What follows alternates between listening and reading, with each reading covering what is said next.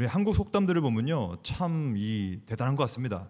이 한국 조상들은 만물의 이치를 일찍부터 깨닫고 그 만물의 이치를 속담 안에 잘 녹여냈죠. 속담 중에 뭐 어려운 것도 있고 쉬운 것도 있는데요. 진짜 어려운 속담 하나 있습니다. 뭐 여러분들 제가 폄하하는 건 아니지만 아마 여러분들 모르실 겁니다. 굉장히 어렵거든요. 한번 해보겠습니다. 열 길 물속은 알아도 예, 열길 물속은 알아도 한 길, 이 어려운 거 어떻게 하셨습니까? 아주 어려운 건데. 맞습니다.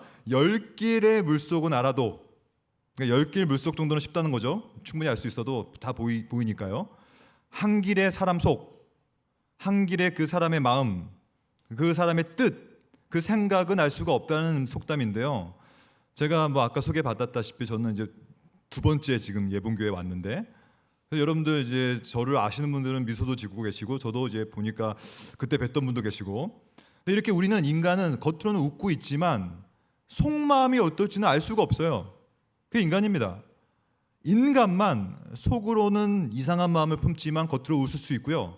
인간만 겉으로 웃지만 속으로는 남을 죽일 수도 있고요. 인간만, 여러분들 지금 웃고 있는데 여러분들도 제 등에 칼을 꽂을 수 있습니다. 그게 인간이에요.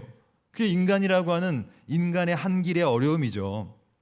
사실 인간이 왜 이렇게 어렵냐면 이 만물을 보셔요. 만물을 보면요, 만물 피조 세계 가운데서 남을 배신할 수 있는 존재는 인간밖에 없대요. 강아지도 강아지를 배신하지 않고요. 고양이도 고양이를 배신하지 않죠. 하지만 인간만 인간을 배신하고, 왜냐면 몰라요. 속마음이 어떨지, 그 뜻이 뭘지, 그 생각이 뭘지를 알 수가 없단 말이에요. 근데 여러분, 맞아요. 인간은 참 어려운데, 그러면 열 길 물속은요? 열 길 물속은 우리가 알 수 있을까요? 한 길 물속도 제가 볼 때는 모릅니다. 그 열 길 물속 당연히 모르고, 한 길 물속을 과연 알 수 있을까요? 예를 들어 볼게요. 지금 벌써 이제 7월이니까 35년 전 얘기입니다. 35년 전 7월 달. 그때도 저도 교회 다니면서, 그때 제가 초등학교 6학년 이렇게 됐는데, 그때 제가 교회 다니면서 수련회를 갔어요. 어디로 갔냐면 대성리 아십니까? 가평, 청평, 대성리, 춘천 이쪽 물이 많죠. 그래서 우리 중고등부, 청소년부, 뭐 초등부 다 연합 수련회를 갔던 기억이 나요. 근데 제가 다녔던 교회에서 한 중학교 형이 있었는데, 그 형의 별명이 뭐였냐면 관종이에요. 관종. 그럼 관종이 뭔지 알죠? 관심종자의 줄임말입니다. 관심 받길 좋아하고 막 텐션 높고 막 이런 분 있잖아요. 그 형이 관종이었는데, 대성리에 도착을 하자마자 짐도 풀기 전에 갑자기 이 형이 옷을 훌러덩 다 벗는 거예요. 그러니까 자매들이 놀라가지고 다 보죠. 자매들이 이렇게 다 보고는 있는데 막 옷을 왜 벗었냐면, 알고 보니까 안에다가 수영복을 입고 온 거예요. 근데 그 수영복 색깔이 지금도 눈에 선합니다. 형광빛, 형광색 수영복 팬티. 역시 관종이죠. 관종짓이죠, 완전. 형광빛의 수영복 팬티를 입고 와가지고 옷을 홀로덩 벗고 드디어 물을 보자마자 물에 뛰어들었거든요. 그게 참 옛날 얘기인데 지금도 그게 기억이 나요. 왜냐하면 너무 아름답게 뛰어들었어요. 여러분 그 올림픽 보시면 그 각도가 있거든요. 완벽한 각도, 진짜. 이렇게 풍기 점프해가지고 이렇게 아주 멋있게 유연하게 들어갔어요. 물 한 방울 안 튀었어요. 올림픽에 나갔으면 아마 10점 만점이에요. 풍덩 빠졌어요. 1분이 지났습니다. 안 나와요. 그러니까 다들 아유 저 관종 또 시작이다. 아유 저 관종짓 왜 안 나와? 근데요 2분이 지났어요. 근데도 안 나와요. 웅성웅성 내기 시작해. 야 2분이면 이거 어떻게 된 거 아니야? 근데 한편에서는 아유 관종이야. 지금 참고 있을 거야 아마 끝까지 참고 있겠지. 근데요 3분이 지났어요. 그러니까 더 웅성웅성 담당 교육자 전사님께서 이거 어떻게 된 거 아니야? 들어가 보자. 그래서 우리가 들어가려고 하는 차비를 딱 하면서 순간적으로 그 관종형이 올라왔어요. 근데 여러분 놀라지 마십시오. 여기 혹시 임산부가 계신다면 귀를 막으세요. 끔찍한 얘기니까. 올라왔는데 제가 그걸 처음 봤어요. 저는 영화에서는 자주 봤어요. 실제로 처음 봤어요. 여기서 피가 솟구쳐. 이게 쭉쭉 나와요. 이게 피가. 그러면서 피가 쫙쫙쫙 나오면서 그 피가 온몸을 적셔가지고 그 형광색 수영복 패티가 분홍빛이 돼버렸어요. 제가 그 분홍빛이 된 수면복 팬티가 지금도 기억나거든요. 그러니까 이 형이 물에 뭐가 있는지도 모르고 뛰어들었다가 물 안에 있는 바위에다가 머리를 그냥 박아버린 거예요. 이거 찢어지고 막 가평 그 큰 병원에 실려갔거든요. 구급차가 와가지고. 근데 안타깝게도 그 형의 부모님은 불신자였어요. 그래서 연락받고 오셔가지고 우리 그 담당 교육자 전도사님이 멱살을 지우면서 이게 교회냐? 수련회 보냈더니 애를 이렇게 다치게 하냐고 막 난리가 났어 진짜. 10길 물속이요? 아유, 1길 물속도 몰라요. 물속에 뭐가 있는지, 바위가 있는지, 거기에 상어가 있는지 그거 어떻게 할 겁니까? 근데 여러분, 야, 역시 요즘은 과학이 발달돼 가지고 사람 속 심층적으로 심리적으로 분석하고 또 분석하면요 어느 정도 알 수 있대요. 물속 소나 아십니까? 소나? 음향 탐지기. 음파를 쏘면요 튕겨져 나오는 걸 따라서 물속에 뭐가 있는지가 증명이 된다는 거예요. 그러니까 물속, 사람 속 어느 정도는 알 수 있겠죠. 물의 뜻, 사람의 뜻 어느 정도는 알 수 있겠죠. 그렇다면 하나님의 뜻은 어떨까요? 오늘 주제는 하나님의 뜻이에요. 과연 여러분도 하나님의 뜻이 궁금하지 않아요? 이 자리에 아마 취준생이 있을 수 있어요. 취준생들의 늘 고민이죠. 내가 어디에 취직하는 것이 하나님의 뜻일까? 또한 직장에 가는 사람들은 또 늘 갖고 있죠. 내가 언제 이직하는 게 하나님의 뜻일까? 저는 총신대학교에 있는데요. 늘 대학생들이 저를 찾아와요.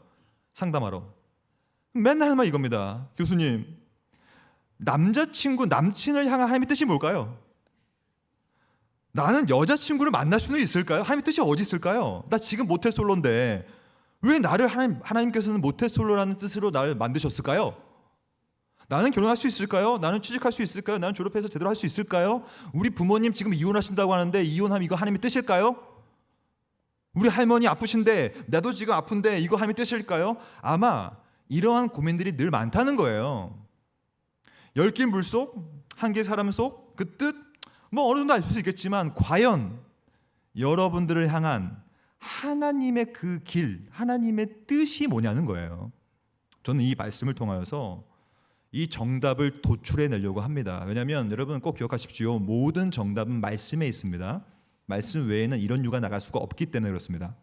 그러면 하나님의 뜻이라는 것도 마찬가지예요. 하나님의 뜻을 알려면 말씀으로부터 정답을 찾아야겠죠. 저는 개인적으로 오늘 이 히브리서 본문 13장 20절 21절이 가장 중요한 정답이라고 생각합니다. 그래서 이 말씀을 통하여서 크게 5가지를 볼 겁니다.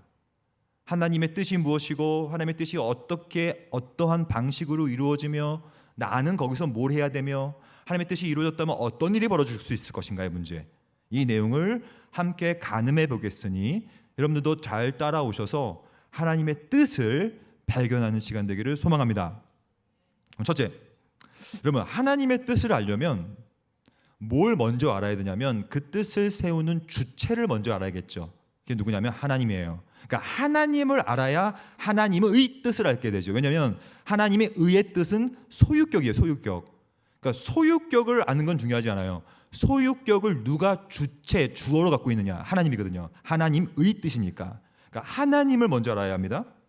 그럼 하나님이 누굴까요? 20절 말씀에 하나님이 누구신지를 정답을 딱 주고 있습니다. 제가 있습니다. 양들의 큰 목자이신 우리 주 예수를 영원한 언약의 피로 죽은 자 가운데서 이끌어내신 평강의 하나님, 이분이 바로 뜻을 세우시는 하나님이세요. 그럼 이 본문은 하나님이 누구신지를 잘 묘사하고 있는데, 근데 이 본문을 읽다가 저는 놀라웠어요. 왜냐하면 이 본문 안에는 전혀 어울리지 않는 두 단어가 등장합니다. 같이 있을 수 없는 단어, 모순되는 단어, 절대로 함께 공존해서는 안 될 단어, 두 단어입니다. 찾아보시겠습니까? 뭐와 뭘까요? 오늘이 가도 답이 안 나오겠네요. 힌트를 드리겠습니다. 초성 퀴즈입니다. 피읍. 뭐와 뭐? 평강과 또 피읍 찾아보세요. 이렇게 주저하실 거예요, 여러분? 도와주세요. 뭐와 뭐? 피와 평강. 여러분, 피라는 것은 그 주변 분위기와 환경에다가 평화를 깨트리는 것이 피예요. 예를 들어 볼까요? 제가 지금 설교 중에 있잖아요. 설교를 하다가 갑자기 제가 피를 토한다는 생각이 막 피를 토해. 그다음에 쓰러져 뚝. 그럼 이 예배당의 평화가 깨져요, 안 깨져요? 무조건 깨지죠. 막 119 막 들어오고 막 구급차 들어오고 막 난리가 날 거예요, 여기가. 35년 전을 다시 소환해 보겠습니다. 그 관종형이 피를 탁 터지고 나서요, 수련회가 망가져 버렸어요. 수련회 안에 평화가 다 깨졌어요. 그 부모님 오셔서 막 멱살 잡으니까, 원래 피라는 것은 인간 몸 안에 있을 때가 가장 평화로운 거예요. 근데 이 피가 몸 밖으로 나오는 순간 분위기가 압도당해요. 어떻게? 평화를 깨트려 버리고 무서워지고. 그래서 여러분, 영화 등급 관람 그거 있잖아요. 전체 관람과 12세, 15세, 19금. 19금은 선정성도 있겠지만 폭력성도 있거든요. 19금을 만드는 그 등급의 핵심 기준이 뭐냐면 얼마나 피가 많이 나왔는가, 영화. 그러니까 피라는 것은 영화 안에 있는 샬롬을 깨고요. 피라는 것은 몸 밖으로 나오는 순간 화평이 깨지고요. 분위기가 삭막해지죠. 19금이 돼버리는 거죠. 몇 년 전에 제가 제 가족들과 함께, 저는 큰애가 중3, 작은애가 초등학교 6학년 딸을 갖고 있는데요. 내 가정, 우리 내 식구가 외식을 갔어요. 미역국을 먹어요. 미역국. 여러분, 미역국이 요즘 얼마인 줄 아세요? 나 진짜 놀라가지고 3만 원, 미역국 정식이 3만 원, 3만 원, 12만 원을 내고 먹었어요. 저는 먹다가 사기당한 줄 알았어요. 너무 비싸더라고. 근데 미역국을 먹고 있는데 사실 제 막내딸이 관종이거든요. 완전 관종이게. 그래가지고 갑자기 먹다가 갑자기 이러는 거야. 아빠 막 이래. 제가, 야 체리나, 왜? 아빠 큰일 났어. 왜? 언니 봐봐, 언니. 우리 첫째 딸 언니 시은이의 코에서 코피가 나오는 거예요. 코피가 질질질. 이 코피가 나가지고 미역국 안에 뚝 빠졌어요. 그러니까 미역국 색깔이 코피 색깔이 돼버린 거예요. 여러분, 그날 우리 외식은 평화로웠을까요? 망쳤을까요? 망쳤어요. 피라는 것은 몸 밖에 나오는 순간 주변 분위기를 압도합니다. 무서워지고요. 화평이 깨지고요. 평화가 깨져요. 하나님이 누구십니까? 하나님은 20절, 양들의 큰 목자이신 우리 주 예수를, 이분은 영원한 언약의 피를 가지고 뭘 이끌어내냐면, 이분은 심지어 평강을 이끌어내요. 이걸 정리해 보면요, 하나님의 뜻을 알려면 하나님이 누군지 알아야 되는데, 그 하나님이 누구냐면, 하나님은 여러분과 저와는 다른 분이에요. 너무 압도적이에요. 피를 통해서도 이분은 화목을 이끌어내고, 이걸 뭐라고 하냐면 십자가라고 불러요. 십자가는 폭력, 피가 난무해. 근데 십자가를 통하여 화목 제사를 이끌어내죠. 압도적이에요. 넘사벽입니다. 피를 통하여서 화평을 이끌어내고 평강을 이끌어내고 회복을 이끌어내는 분. 그러므로 하나님은요, 이해의 대상이 아니에요. 하나님은 우리 정도의 이해 수준이 아니라고요. 하나님은 누구냐면 이해의 대상이 아니라 신앙의 대상이에요. 믿음의 대상이죠. 많은 사람들은, 특히 우리 총신대 애들은 저를 찾아오는 이유가 뭐냐면 어려운 일이 생기니까요. 그래서 맨날 찾아와서 울어요. 여러분, 20살짜리 여대생이 저를 찾아와서 울면 왜 울까요? 100% 이별. 이건 100% 국룰이에요. 국룰. 무조건 울어. 왜냐면, 왜 우냐면 차였거든요. 대부분 차입니다. 그러니까 나쁜 오빠가 너무 많아, 세상에. 그러니까 그 오빠가요 저를 찼어요 이러면서 막 울어요. 그러면 왜 울면서, 아니 하나님께서 나를 향한 뜻이 뭘까요? 하면서 운단 말이에요. 그러면 저는 이렇게 말하죠.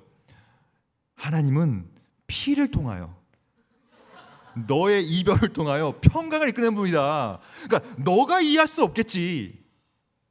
여러분, 하나님은 우리의 이해의 대상이 아니에요.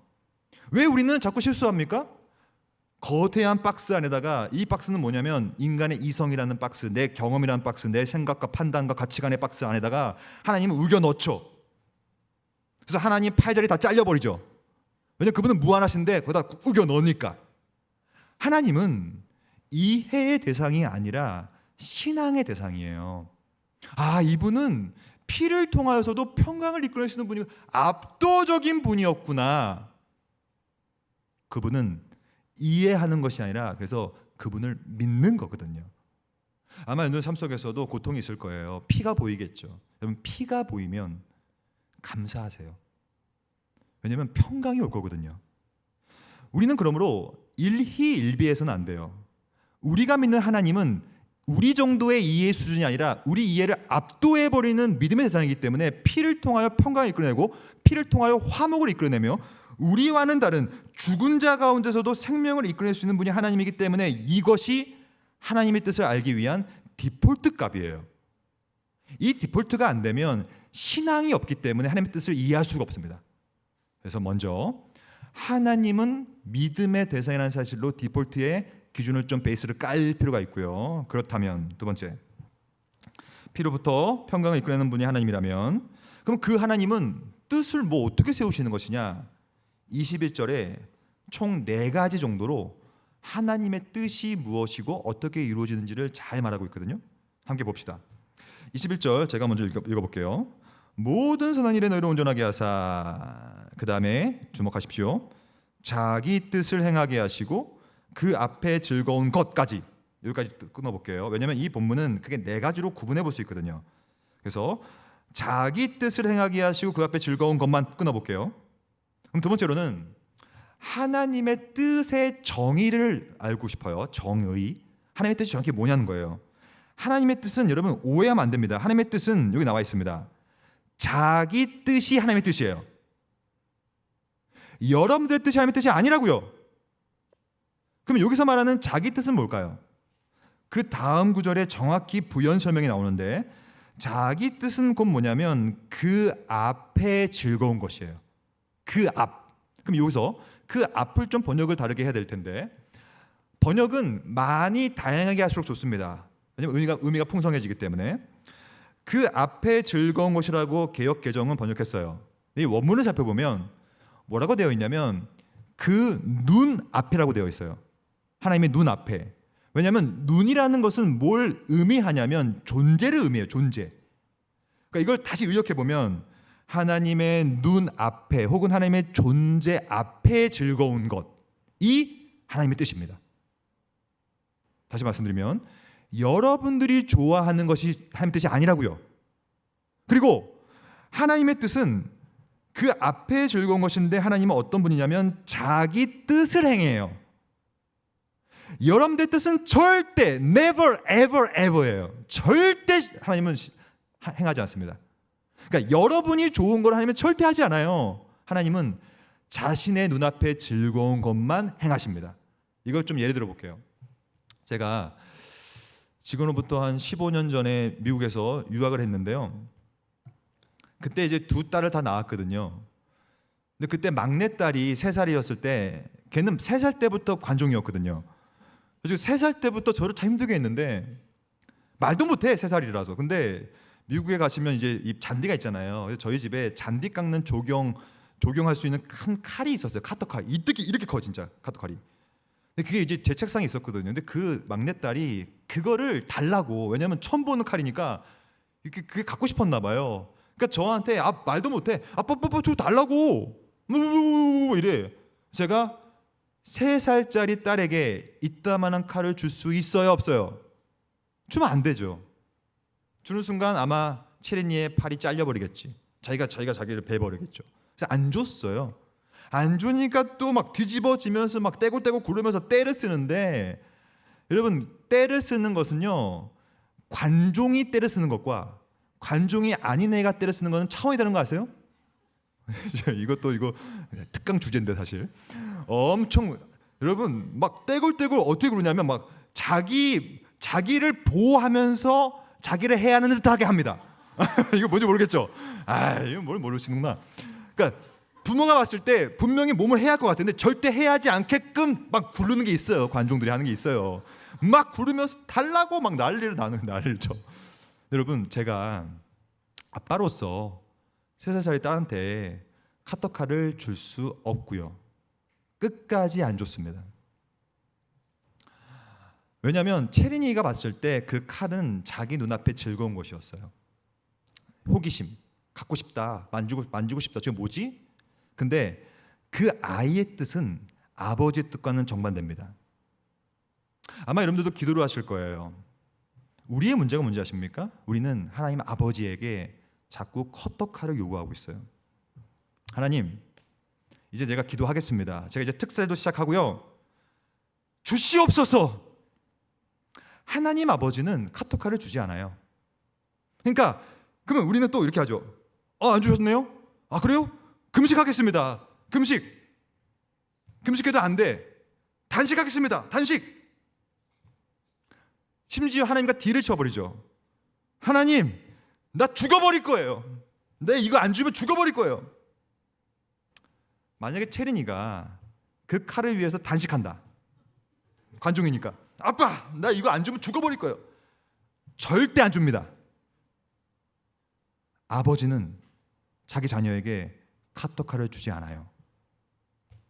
우리의 문제가 뭔지 아십니까? 우리는 내 눈앞에 즐거운 것을 하나님의 뜻으로 멋지게 포장하죠.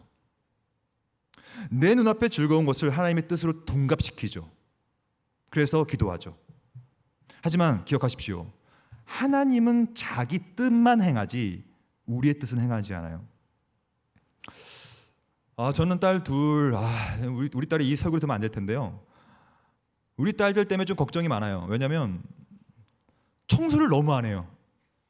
제가 어제도 우리 딸 방에 들어갔는데요. 이런 표현 아시죠? 발 디딜 틈 없다라는 표현. 진짜 발 디딜 틈이 없어요. 진짜 제가 이렇게 걸어 다녔어요. 거기 방에 들어가서 발을 디딜 틈이 없게 더러워요. 근데요, 개들을 조련하는 방식이 있습니다. 이 말만 하면 바로 청소해버려요.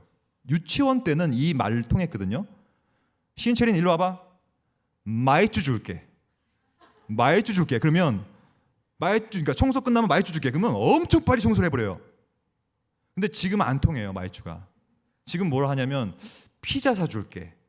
청소 깨끗이 하면 피자 사줄게. 그럼 또 열심히 합니다. 근데 지금은 피자도 안 먹혀요. 지금 뭐가 먹힐 줄 알아요? 어떻게 알아요? 요즘 청소년들 제일 좋아하는 거. 마라탕 시켜줄게. 니네가 깨끗이만 하면 내가 마라탕 시켜줄게. 그러면 막 엄청 빨리 합니다. 왜냐? 마이쮸와 피자와 마라탕은 그들 눈앞에 즐거운 것이거든요. 생각해 보세요. 원래 인간 앞에 즐거운 거 있잖아요. 다 죄입니다. 다 욕심입니다.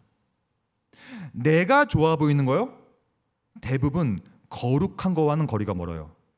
우리는 늘 하나님 앞에 마라탕 요구하고 커터칼 요구하고 심지어 그것을 멋지게 하나님의 뜻으로 포장하면서 기도하죠. 또 안 이루어지면 원망하죠. 만약에 여러분들이 기도를 하셨는데 기도가 응답되셨습니까? 너무너무 축하드립니다. 하나님의 뜻에 합당해도 하셨네요. 만약에 기도를 열심히 했는데 기도가 응답 안 되셨습니까? 너무 축하드립니다. 와, 카톡카를 안 받으셨네요. 너무너무 축하드려요. 그거 받았으면 어떻게 할 뻔했습니까? 받으면 손가락 잘립니다. 그래서 하나님은 우리한테 말씀하세요. 하나님의 뜻이 뭔지를 묵상하는 사람들은 이런 말을 할 수가 있어요. 신앙 고백인데요. 범사에 감사하라. 이는 그리스도 예수 안에서 너희를 향하신 하나님의 뜻이니라. 그렇다면 세 번째, 하나님의 뜻은 우리 눈앞에 즐거운 게 아니라 하나님 앞에 즐거운 것이며 자기 뜻을 행하시는데, 그러면 그 일을 어떻게 행하시는가를 알아야겠죠. 그것이 바로 그 다음 구절에 나오는데 제가 읽어볼게요. 21절입니다. 모든 선한 일에 너희를 온전하게 하사 자기 뜻을 행하게 하시고 그 앞에 즐거운 것을, 그 다음부터 나옵니다. 예수 그리스도로 말미암아 우리 가운데서, 이게 핵심이에요. 다시 한번, 예수 그리스도로 말미암아 우리 가운데서. 오늘 설교 제목이죠. 오늘 설교 제목은 1차 원인과 2차 원인이라는 개념이에요. 아주 유명한 개념이고요. 저는 이것을 사실 전공했거든요. 1차와 2차 원인. 이게 뭐냐면, 여러분, 어떠한 결과가 나오려면 뭐가 필요합니까? 원인이 필요하죠. 하지만 기독교 신학에서는 원인을 반드시 두 가지로 말합니다. 그것을 1차 원인이 있고 2차 원인이 있는다. 1차 원인과 2차 원인이 유기적으로 협력할 때만이 결과가 나온다는 개념이에요. 그럼 이 본문에 의하면 1차 원인은 뭐냐면 예수 그리스도로 말미암아가 1차 원인이에요. 즉, 여러분들 삶 속에 어떤 일의 결과가 안 나옵니까? 왜 안 나오는지 아십니까? 1차 원인이 없으니까요. 그게 진리예요. 왜냐하면 1차 원인을 봅시다. 예수 그리스도로 말미암는 건 뭐냐면, 예수 그리스도가 뭐냐면 말씀이에요. 말씀. 그러니까 말씀이라는 원인이 없는 한 아무 일도 벌어지지 않습니다. 창세기 1장이 딱 그 얘기를 하고 있죠. 말씀이라는 1차 원인이 없었을 때 창세기 1장 2절은 뭐라고 하고 있냐면 공허했다. 결과가 없다는 거예요. 흑암이 있다. 결과가 없다는 거예요. 질서가 없다. 혼돈하다. 결과가 없다는 거예요. 왜냐? 말씀이 없었으니까. 1차 원인이 없었으니까. 말씀으로 말미암아가 없었으니까. 그게 원래 그렇습니다. 아무것도 없어. 그걸 뭐라고 하냐면 무라고 그러죠. 무. 없을 무. 말씀이 없으면 원래 무예요. 무. 여러분들 삶 속에 왜 꿈이 없습니까? 혹시 비전이 없습니까? 사랑이 없어요? 돈이 없어요? 남친 여친이 없어요? 직장이 없어요? 왜 다 없을까요? 왜 무일까요? 무인 유일한 이유는 1차 원인이 없으니까 결과가 없죠. 그게 기독교 신학이에요. 그러므로 말씀 외에는 이런 유가 나갈 수 없는 이라가 기독교예요. 그게 1차 원인이니까. 근데 중요한 것은 예수 그리스도로 말미암는데 1차 원인인데 하나님은 절대로 1차 원인으로만 일하지 않아요. 절대로. 이게 그 유명한 하나님은 절대로 홀로 일하지 않는다는 개념이에요. 그래서 하나님은 홀로 일하지 않기 때문에 자신의 형상과 모양으로 인간을 만들어요. 그 인간이 누구냐면 2차 원인이에요. 그게 뭐냐?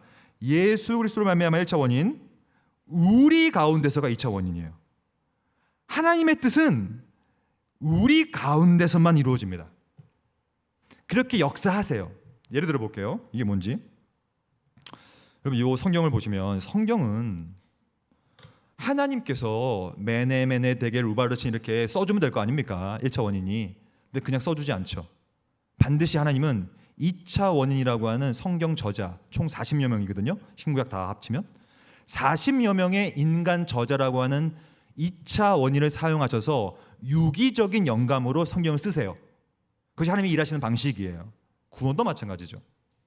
구원을 여러분 애따 구원 먹어라 하늘에서 뚝 떨어뜨려 주면 될 거 아닙니까? 근데 구원은 그냥 주지 않아요.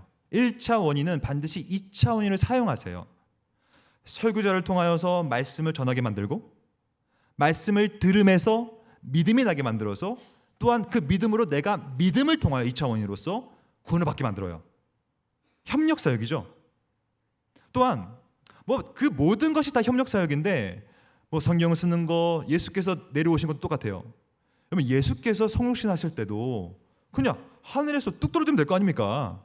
근데 마리아라고 하는 인간 2차 원인을 통하여서 태어나십니다. 그게 뭐냐면 하나님은 이 말씀처럼 예수 그리스도로 말미암아 우리 가운데에서만 뜻을 이루기를 원해요. 그 말이 뭔지 아십니까? 오늘의 일상, 또 다른 일상이 오늘은 이것도 이 일상 속에서 말씀에 입각한 말씀과 더불어 그의 말미암는 1차 원인을 통하여서 나의 역할과 책임을 오늘 일상 속에 할 때 하나님의 뜻이 이 안에서 이루어지게 되는 거거든요. 많은 사람들은 착각하고 있어요. 거창하게 생각해, 거창하게.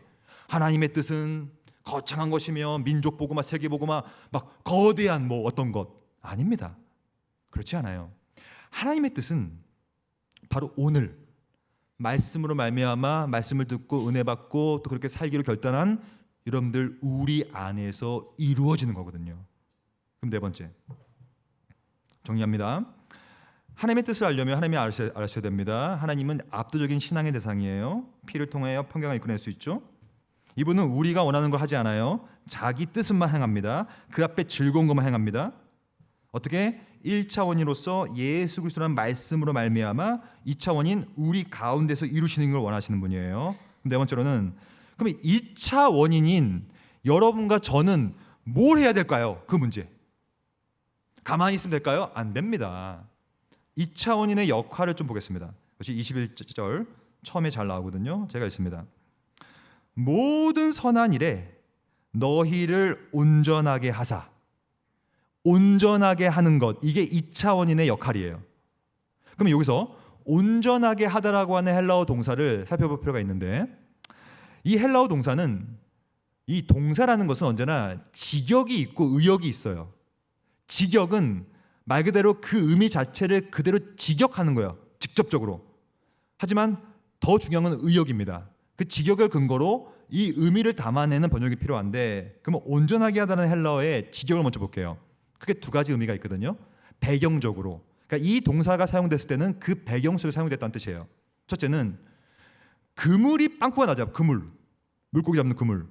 그물이 빵꾸가 나면 그 빵꾸가 난 데를 수선하고 기우는 것을 말해요. 그러니까 온전하게 만들어야지 그물을. 그러니까 빵꾸 난 그물을 수선하다라는 개념이 들어가 있어요. 그게 하나의 의미고, 두 번째는 부러진 뼈 혹은 어긋난 뼈를 다시 맞추다는 개념이 있어요. 이게 직역된 개념이에요. 그러니까 바닷가나 호숫가에서 많이 사용된 동사였고, 그물을 빨리 온전하게 기워라. 또한 의학용어로서 병원에서 이런 데서 뼈를 다시 맞추는, 온전하게 만드는 개념으로서 사용된 동사입니다. 그래서 무슨 말이냐면, 오늘도 여러분들은 2차 원인이에요. 하나님은 여러분들의 2차 원인을 여러분들 안에서 하나님의 뜻을 이루길 원하세요. 그럼 여러분들 할 건 뭐냐면 그물의 빵꾸를 빨리 메꿔야 돼요. 여러분, 그물의 빵꾸가 나면 어떻게 합니까? 나가야죠.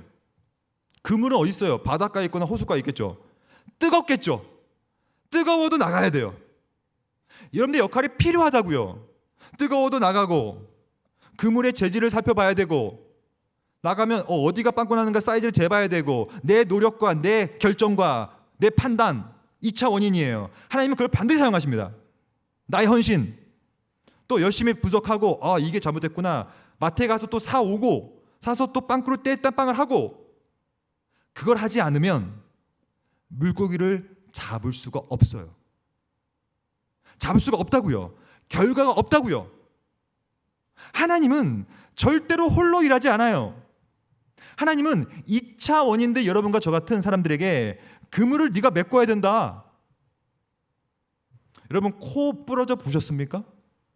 저는 부러진 건 아니었고, 이게 코가 좀, 제가 사실 예전에 17대 1로 많이 싸웠거든요. 물론 제가 17명 중에 한 명이었어요.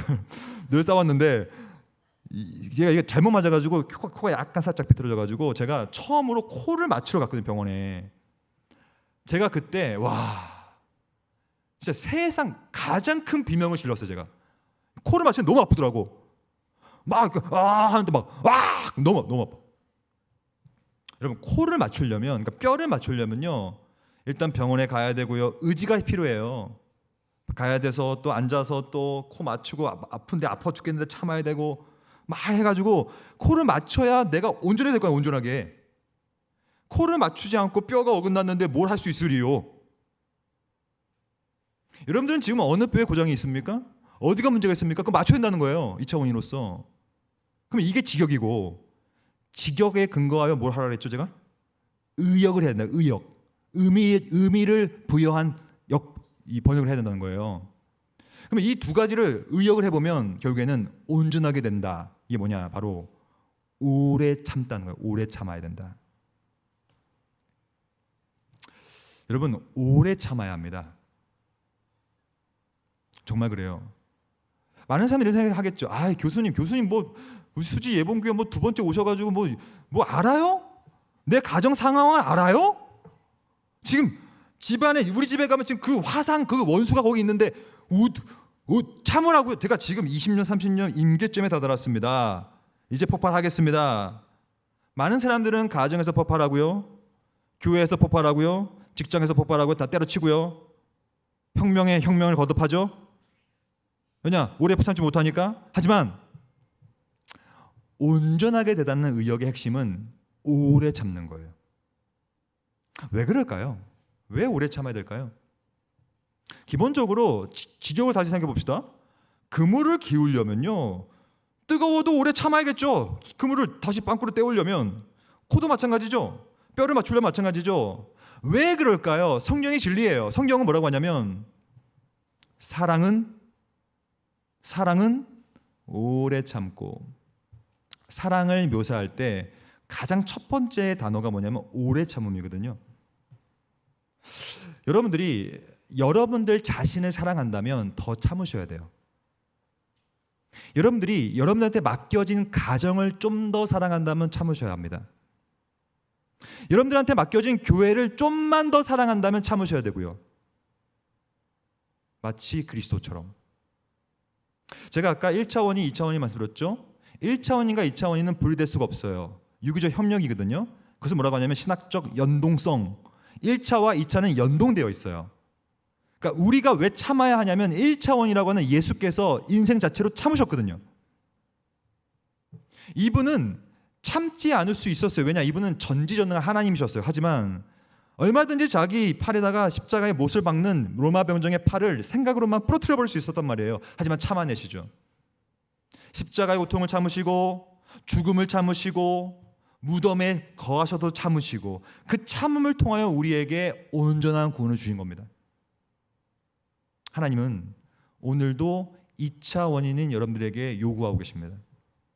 온전하게 되려면 참아라. 혹시 다이아몬드 있는 분 있어요? 친하게 지내십시다. 다이아몬드 참 좋은데 다이아몬드.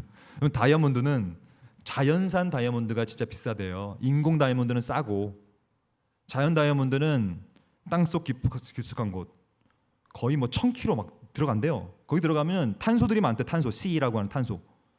그 안에는 마그마가 있어 너무 뜨겁다는 거예요. 너무 뜨거우니까 압력이 높아지죠. 5000헥토파스칼 이상의 압력.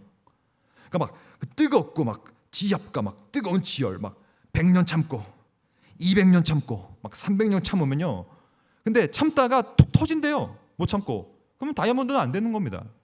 또 참고 오래 참고 또 참고 오늘 본문 온전케 되면 다이아몬드. 아, 다이아몬드. 세상에서 가장 단단한 물질 다이아몬드가 당선되는 것입니다. 하나님은 자신의 자녀인 여러분들이 그냥 탁 터져버린 탄소로 남기기 싫어하시는 거죠. 여러분들을 다이아몬드처럼 빚으시길 원하시고 1차 원인의 형상을 닮아가게끔 만들기 원하시기 때문에 오늘 여러분 할 건 뭐냐면 그물을 빵꾸를 떼와야 합니다. 뼈를 맞추는 고통을 느껴봐야 된다는 것이죠. 그럼 마지막으로 그러면 여러분 이 하나님의 뜻이 2차 원인인 나를 통하여 이루어졌다면 그게 과연 이루어진 건지 안 이루어진 건지를 어떻게 알 수 있을까요? 많은 사람들이 이런 고민을 갖고 있거든요. 아, 제가 이런 결정을 했는데 이 결정이 하나님의 뜻이었을까요? 내가 이 결정, 이 선택이 과연 하나님의 뜻이었을까요? 아니었을까요? 라는 고민들이 많을 거예요. 하지만 그 고민에 대해서 이 정답을 쫙 말해주고 있습니다.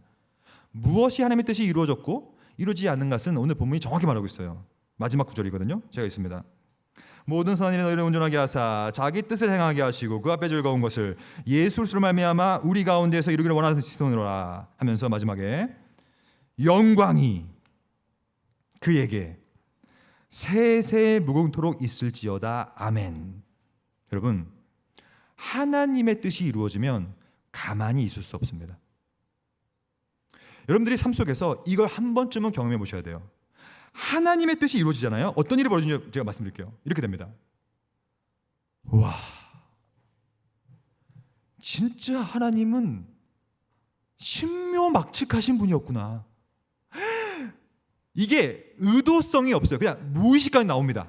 이걸 뭐라고 하냐면 바로 신앙 고백이라고 불러요. 와, 진짜 하나님께서 어떻게 이렇게 일하셨지? 와, 그때 그 커터칼 내가 기도했는데 그거 줬으면, 그거 받았으면 어쩔 뻔했냐 이거. 아, 이렇게 하시려고 그때 안 주셨던 거구나. 와, 하나님 영광을 받으시옵소서.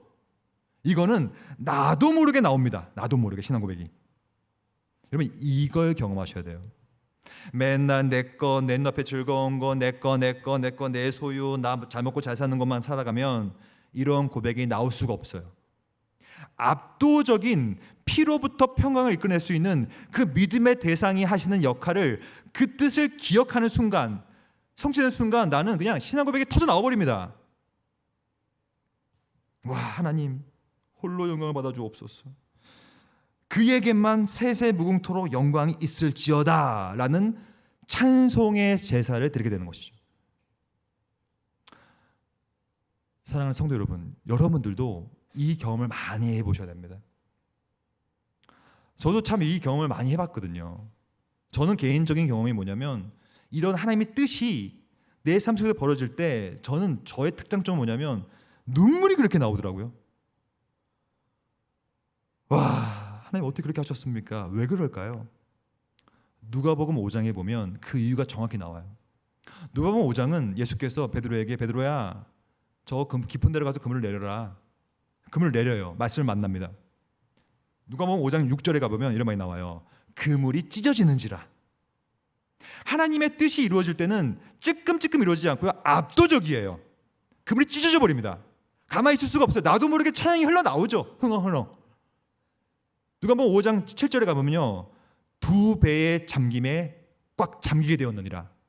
물고기가 너무 많이 잡히니까. 그 다음에 8절의 핵심인데 8절에서 그 압도적인 하나님의 뜻의 성취를 경험한 사람 베드로는 뭐라고 한 줄 아십니까? 첫 글자가 주여라고 불러요. 주여라고 신앙 고백하죠. 주여. 오늘 본문이죠. 영광이 주여 그에게 당신에게만 세세 무궁토록 있을지어다. 아멘이라는 고백이 흘러나오게 되는 것이죠. 말씀을 정리합니다. 오늘 우리의 삶은요, 나의 인생이 아니에요. 우리는 2차 원인으로서 하나님의 그 선하신 뜻이 오늘 우리의 온전하게 됨과 오늘 우리의 그물 기움과 오늘 우리의 코뼈를 다시 맞춤을 통하여서 오래 참음을 통하여서 하나님의 압도적인 뜻이 말씀으로 말하면 이루어지기 때문에 우리의 마지막 고백은 모든 하나님의 영광이 하나님에게만 세세 무궁토록 있을지어다. 오늘 마지막 본문 아멘. 아멘의 고백을 흘러내보낼 수 있게 되는 것입니다. 그 모든 뜻이 내 삶 속에서 이루어질 줄 믿습니다라는 고백이죠. 오늘의 심장 박동과 오늘의 호흡과 오늘의 에너지 쏟음이 내 개인의 쏟음이 아니라 하나님 나라와 그의 뜻이 이루어지는 소망이 되게 하시고 나의 오늘의 호흡과 나의 에너지 쏟음이 여호와의 나라와 하나님의 뜻이 이루어지는 원동력이 될 수 있도록 그런 기도 제목을 가지고 오늘 하루를 살아내는 저와 되기를 소망합니다. 함께 우리 찬양하겠습니다. 제가 오늘 이 하나님 아버지의 마음이라는 찬양을 골라왔는데요. 한번 제가 이 후렴 가사를 한번 읽어드릴게요. 한번 말씀을 묵상하면서 들어보시면 좋을 것 같습니다. 나의 마음 아버지의 마음 알아. 내 모든 뜻이 아버지의 뜻이 될 수 있기를. 그러니까 내 뜻과 아버지의 뜻이 연동되길 원하는 것이죠. 내 뜻이고 아버지의 뜻이 되고 아버지의 뜻이 내 뜻이 될 수 있도록. 그래서 나의 온몸이 아버지의 마음을 알아서 그 뜻을 알아서 내 모든 오늘의 삶이 당신의 삶 되기를. 이 찬양 가사로 하나님 아버지 앞에 나아가겠습니다. 함께 찬양합니다.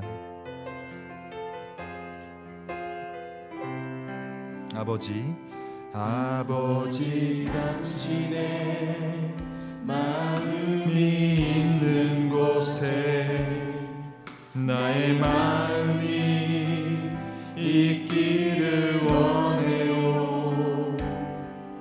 아버지 당신의 눈물이 고인 곳에 나의 눈물이 좀만 더 빨리 가겠습니다. 원해요. 아버지 당신이 바라보는 영혼에게 나의 두 눈이 향하길 원해요.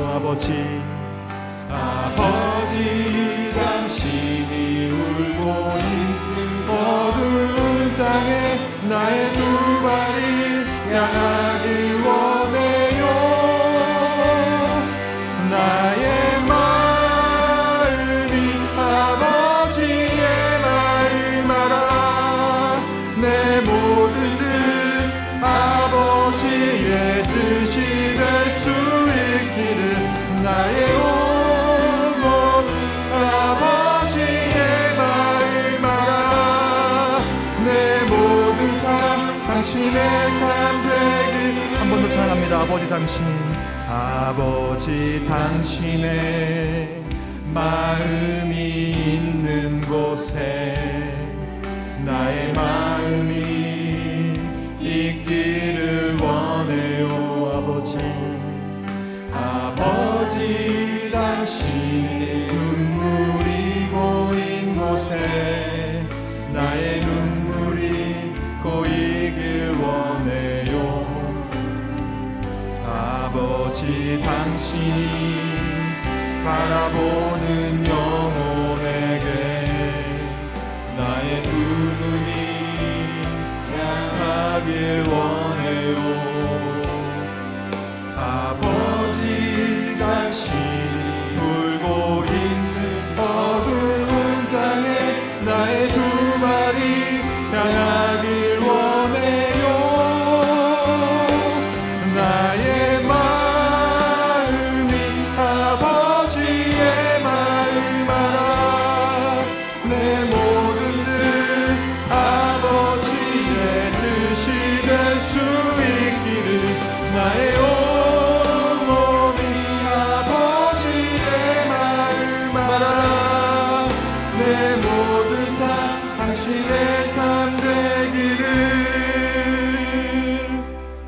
기도합시다. 여러분, 기도라는 것은요, 이 기도 시간이 마지막 기도 시간이 될 수 있는 것입니다. 왜냐하면 주님이 언제 올지 몰라요. 주님이 오늘 오신다면 오늘 이 기도 시간이 마지막 기도 시간입니다. 그래서 기도라는 것은 늘 간절하게, 재림의 임박성 때문에 더 간절하게 기도해야 되는 것입니다. 두 가지 기도 제목 드립니다. 첫째 기도 제목은 우리의 죄를 고백합시다. 내 눈앞에 즐거운 것을 하나님의 뜻으로 멋지게 포장하고, 내 눈앞에 즐거운 것을 하나님의 뜻으로 멋지게 둔갑시켜 그렇게 살아갔던, 내 욕심을 관철시키기 위한 삶을 살아갔던 나의 모습을 하나님 앞에 내어놓읍시다. 하나님은 회개하는 자의 심령을 불쌍히 여기시고 회개하는 입술을 땅에 떨어지지 않는 줄 믿습니다. 오늘 이 시간에 하나님의 뜻과 내 뜻을 잘 기억하면서 내가 저질렀던 하나님의 뜻을 내가 침범하고 하나님의 뜻을 내 뜻으로 포장해버렸던 그런 잘못된 나의 감정들과 생각들을 내어놓고 하나님 앞에 회개합시다. 함께 회개로 나아갑니다. 기도합니다.